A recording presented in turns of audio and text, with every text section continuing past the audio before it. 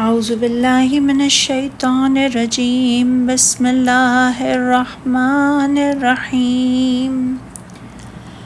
ام حسبتم ان تدخلوا الجنة ولما یأتکم مثل الذین خلوا من قبلکم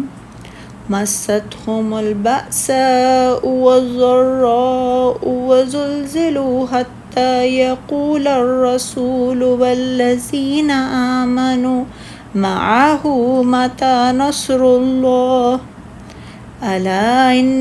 نصر الله قریب۔ پھر کیا تمہارا خیال ہے تم یوں ہی جنت میں داخل ہو جاؤ گے، حالانکہ ابھی تک تمہیں ان لوگوں کی مانند مشکلیں پیش نہیں آئیں جو تم سے پہلے گزرے، ان کو سختی اور تکلیف پہنچی اور وہ ہلا ڈالے گئے، یہاں تک کہ رسول اور وہ لوگ جو ان پر ایمان لائے تھے کہنے لگے اللہ کی مدد کب آئے گی؟ آگاہ رہو، بے شک اللہ کی مدد قریب ہی ہے۔ ارشاد باری تعالیٰ ہے، کیا تم یہ خیال کرتے ہو کہ یوں ہی وحشت میں داخل ہو جاؤ گے اور تمہارا کوئی امتحان اور آزمائش نہ ہوگی؟ اس طرح کہ تم سے پہلی امتوں کو امتحان اور آزمائش کے مرحلے سے گزرنا پڑا، اور اسی لیے فرمایا حالانکہ ابھی تم کو پہلے لوگوں سی مشکلیں تو پیش آئی ہی نہیں، ان کو بڑی بڑی سختیاں اور تکلیفیں پہنچی، مثلاً بیماریاں، علائم اور مصائب، دکھ اور پریشانیاں۔ البأس سے مراد فقر ہے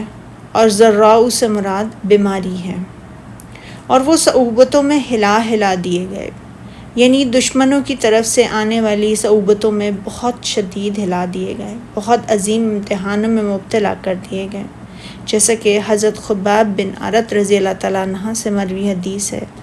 کہ ہم نے عرض کیا، اے اللہ کے رسول صلی اللہ علیہ وآلہ وسلم،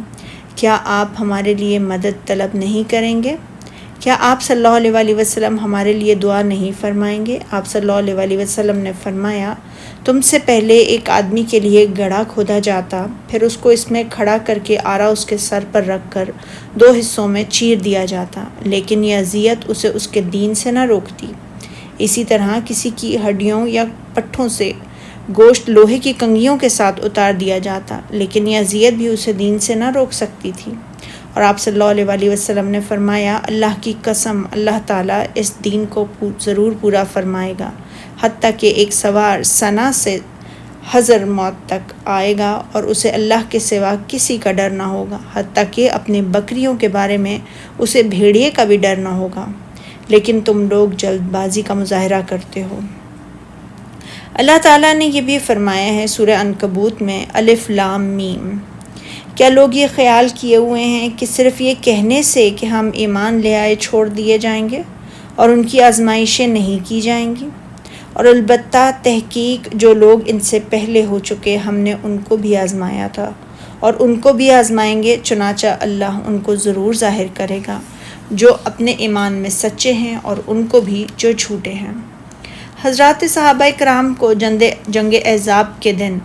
اس طرح کی زبردست آزمائش سے دوچار ہونا پڑا تھا، جیسا کہ اللہ تعالیٰ نے فرمایا سورہ احزاب میں، جب دشمن تمہارے اوپر اور نیچے کی طرف سے تم پر چڑھ آئے، جب آنکھیں پتھرا گئیں اور دل مارے دہشت کے گلوں تک پہنچ گئے اور تم اللہ کی نسبت طرح طرح کے گمان کرنے لگے، وہاں مومن آزمائے گئے اور سخت طور پر ہلائے گئے۔ اور جب منافق اور وہ لوگ جن کے دلوں میں بیماری یہ کہنے لگے، اللہ اور اس کے رسول نے تو ہم سے محض دھوکے کا وعدہ کیا تھا۔ اور جب ہرقل نے ابو سفیان سے یہ سوال کیا تھا، کیا تم نے اس نبی سے جنگ بھی کی ہے؟ تو ابو سفیان نے جواب دیا، ہاں۔ پھر ہرقل نے پوچھا، تمہارے مابین جنگ کیسی رہی؟ ابو سفیان نے جواب دیا کہ جنگ ڈول کے مانند ہے، جسے ہم پر انڈیل دیا جاتا ہے اور ہم اس پر انڈیل دیتے ہیں۔ ہرقل نے کہا، حضرات انبیاء کرام علیہ السلام کی اسی طرح آزمائش ہوتی ہے اور بالآخر انجام کار فتح و نصرت انہی کی قدم بوسی کرتی ہے۔ اور ارشاد باری تعالیٰ، تم سے پہلے لوگوں کے سے حالات جیسے کہ اللہ تعالیٰ نے فرمایا سورہ زخرف میں، تو جو ان میں سخت زور والے تھے ان کو ہم نے ہلاک کر دیا اور اگلے لوگوں کی مثال حالت گزر گئی، یہاں تک کہ پیغمبر اور مومن لوگ جو ان کے ساتھ تھے سب پکار اٹھے، کب اللہ کی مدد آئے گی؟ یعنی وہ اپنے دشمنوں کے خلاف مدد مانگتے تھے اور اس تنگی اور سختی سے جلد نکلنے کے لیے دعا کرتے تھے، تو اللہ تعالیٰ نے فرمایا دیکھو اللہ کی مدد عن قریب آیا جاتی ہے، جیسے کہ فرمایا فَإِنَّ مَعَ الْعُسْرِ يُسْرًا إِنَّ مَعَ الْعُسْرِ يُسْرًا، پھر بے شک مشکل کے ساتھ آسانی ہے، اور بے شک مشکل کے ساتھ آسانی ہے۔ یعنی جس طرح کی مشکل اور سختی ہوتی ہے، فتح و نصرت بھی اسی حساب سے نازل ہوتی ہے۔ اسی لیے تو اللہ تعالیٰ نے فرمایا الا ان نصر اللہ قریب، صدق اللہ العظیم۔